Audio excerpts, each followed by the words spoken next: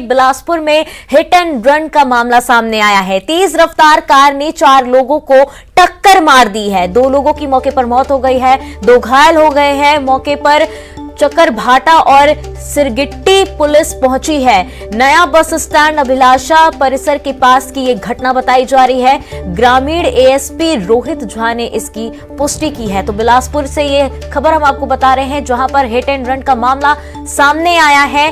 तेज रफ्तार कार ने 4 लोगों को टक्कर मार दी है। ज्यादा जानकारी के साथ हमारे सहयोगी विनोद हमारे साथ जुड़ चुके हैं। विनोद, क्या कुछ अपडेट है इस पूरे हादसे को लेकर? हिट एंड रन का ये पूरा मामला बताया जा रहा है। देखिए, जहाँ तक अपडेट की बात करूं तो आयुषी कल देर रात तक पुलिस ये नहीं बता सकी कि जो जिनकी मौत हुई है, जो घायल हुए हैं, वो कौन लोग हैं, कहाँ के थे, कहाँ जा रहे थे। दूसरा, जो कार चलाने वाले लोग थे उसमें अंदर कितने लोग सवार थे, क्योंकि कार जो है वो लोग वहीं पर झाड़ियों में छोड़ करके भाग गए थे।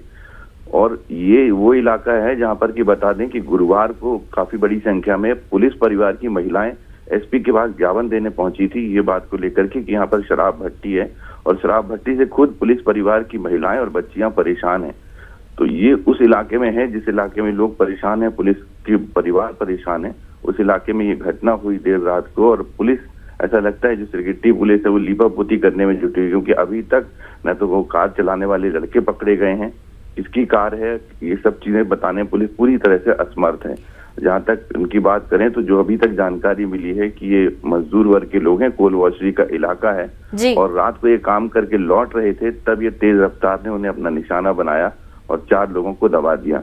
2 लोगों की तो मौके पर मौत हो गई, लेकिन जो 2 लोग हैं गंभीर रूप से घायल हैं, उनकी स्थिति अभी भी नाजुक बनी हुई है। जी, तो देखा जा रहा है कि तेज रफ्तार कार ने 4 लोगों को टक्कर मारी है। हालांकि अभी तक ये पता नहीं चल पाया है कि ये लोग कौन हैं और उनकी हालत अभी भी गंभीर बनी है। वहीं 2 की मौत भी बताई जा रही है। तमाम जानकारी के लिए विनोद आपका धन्यवाद। तो खबर रायपुर से, जहां पर धर्म संसद का आज दूसरा दिन है। आज सीएम भूपेश बघेल शामिल होंगे। धर्म संसद में देश प्रदेश के संत जुटे हैं। धर्म संसद में सनातन धर्म की रक्षा पर मंथन होगा। रायपुर में गुरुकुल निर्माण पर चर्चा होगी। तो धर्म संसद का आज दूसरा दिन है। कल से ये संसद शुरू की गई है। आज सीएम भूपेश बघेल भी इस संसद में शामिल हो सकते हैं। धर्म संसद में देश प्रदेश के संत जुटे हैं। धर्म संसद में सनातन धर्म की रक्षा पर मंथन किया जाएगा। रायपुर में गुरुकुल निर्माण पर भी चर्चा की जा सकती है।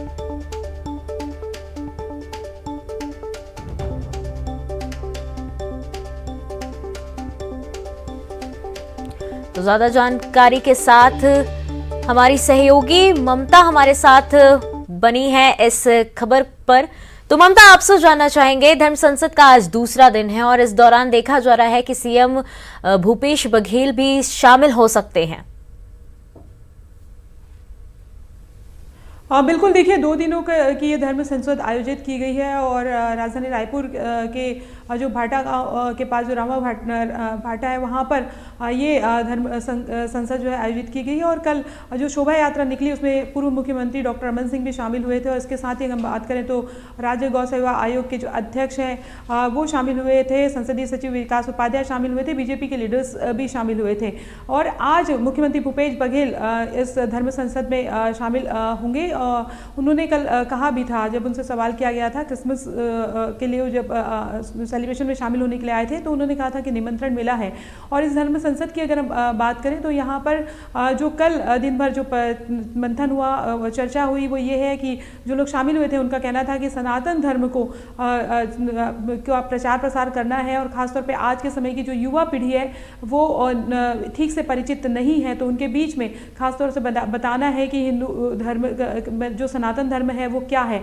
दूसरी बात अगर हम बात करें तो आज परिचर्चा का सब्जेक्ट रखा गया है कि भारत को हिंदू राष्ट्र घोषित किया जाए। इसके साथ ही अगर हम बात करें तो राजधानी रायपुर में गुरुकुल का निर्माण किया जाए और अलग अलग तरह के जो इश्यूज हैं जो धर्म को लेकर, हिंदू धर्म को लेकर, उस पर परिचर्चा का आयोजन किया गया। तो मुख्यमंत्री भूपेश बघेल इसमें शामिल होंगे। छत्तीसगढ़ में ये जो धर्म संसद अभी आयोजित की गई है, इसके पहले अगर हम बात करें तो लगातार बीजेपी मतांतरण को लेकर आरोप लगा रही थी कांग्रेस का कहना था कि इस तरह की कोई चीज़ नहीं है। जब ऐसे में जब ये आयोजित किया गया तो इसके पीछे का कारण जानने की कोशिश की गई। हालांकि जो आयोजक हैं उनका कहना है कि इससे कोई पॉलिटिकल इसका संबंध नहीं है और क्या बीजेपी क्या कांग्रेस तमाम तरह के जो दोनों ही पार्टियों के जो बड़े लीडर्स हैं वो इसमें शामिल हो रहे हैं। हमने देखा भी कल डॉक्टर रमन सिंह जो है वो जो शोभा यात्रा निकली थी उसमें शामिल होने के लिए आए थे। आज मुख्यमंत्री भूपेश बघेल इसमें शामिल होने आएंगे और जो वहाँ पर जो लीडर्स शामिल हुए थे उनका कहना है जी, तो देखा जा रहा है कि ये जो धर्म संसद है उसमें देश प्रदेश के संत जुटे हैं और कई मुद्दों पर चर्चा की जा रही है, मंथन किया जा रहा है और साथ ही साथ रायपुर में गुरुकुल निर्माण पर भी चर्चा की जा रही है और ये भी बताया जा रहा है कि शायद आज सीएम भूपेश बघेल इस संसद में शामिल होंगे। तमाम जानकारी के लिए ममता आपका धन्यवाद। फिलहाल समय है छोटे से ब्रेक का, ब्रेक के बाद फौरन हाजिर होंगे।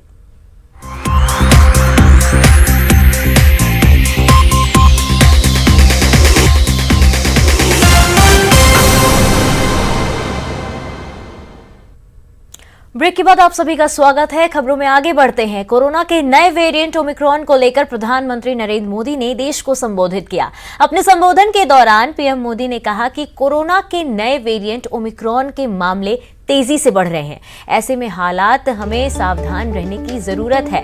पीएम ने कहा कि 15 साल से 18 साल की आयु के बीच के जो बच्चे हैं अब उनके लिए देश में वैक्सीनेशन शुरू होगा। अगले साल 3 जनवरी से इसकी शुरुआत की जाएगी। इसके साथ ही सरकार ने निर्णय लिया है कि हेल्थ केयर और फ्रंटलाइन वर्कर्स को वैक्सीन की प्रिकॉशन डोज भी शुरू की जाएगी।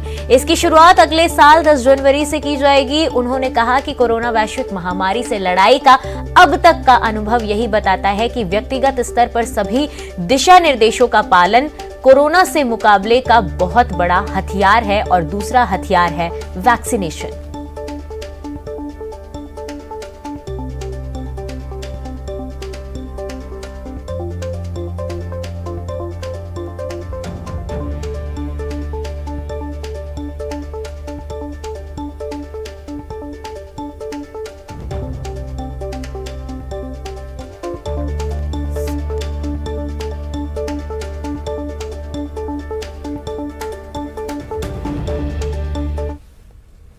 प्रधानमंत्री नरेंद्र मोदी राष्ट्र को संबोधित किए।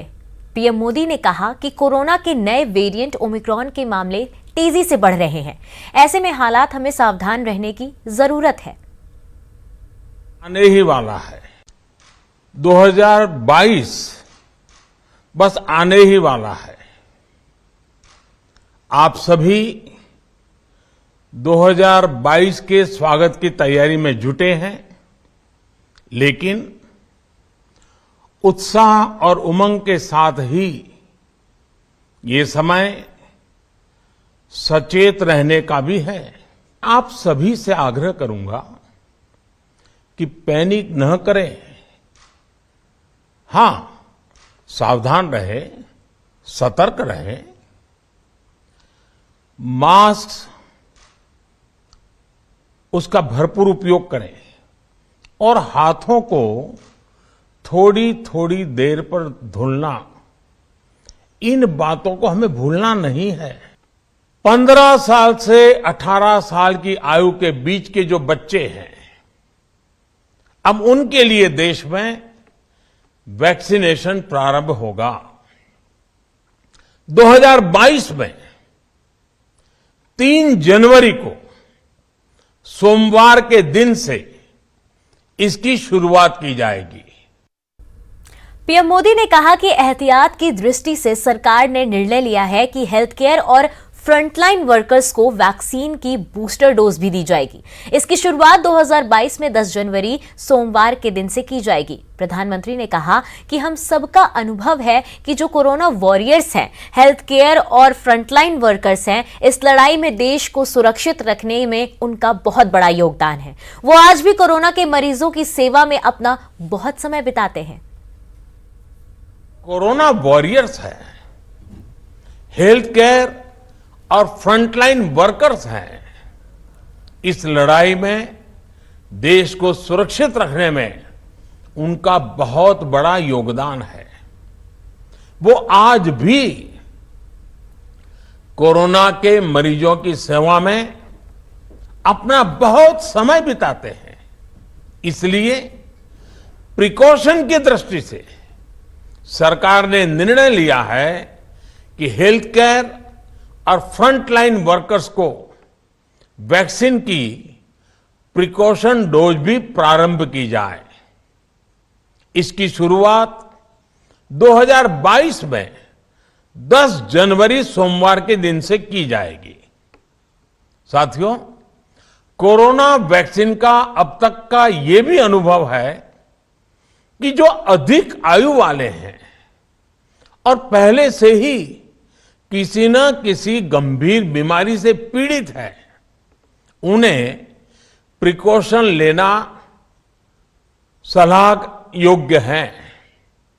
इसको ध्यान में रखते हुए 60 वर्ष से ऊपर की आयु के कोमॉर्बिडिटी वाले नागरिकों को उनके डॉक्टर की सलाह पर वैक्सीन की प्रिकॉशन डोज का विकल्प उनके लिए उपलब्ध होगा। ये भी 10 जनवरी से प्रारंभ होगा। तो फिलहाल इस बुलेटिन में इतना ही। खबरों का सिलसिला लगातार जारी रहेगा। देखते रहिए न्यूज़ 18 मध्य प्रदेश छत्तीसगढ़।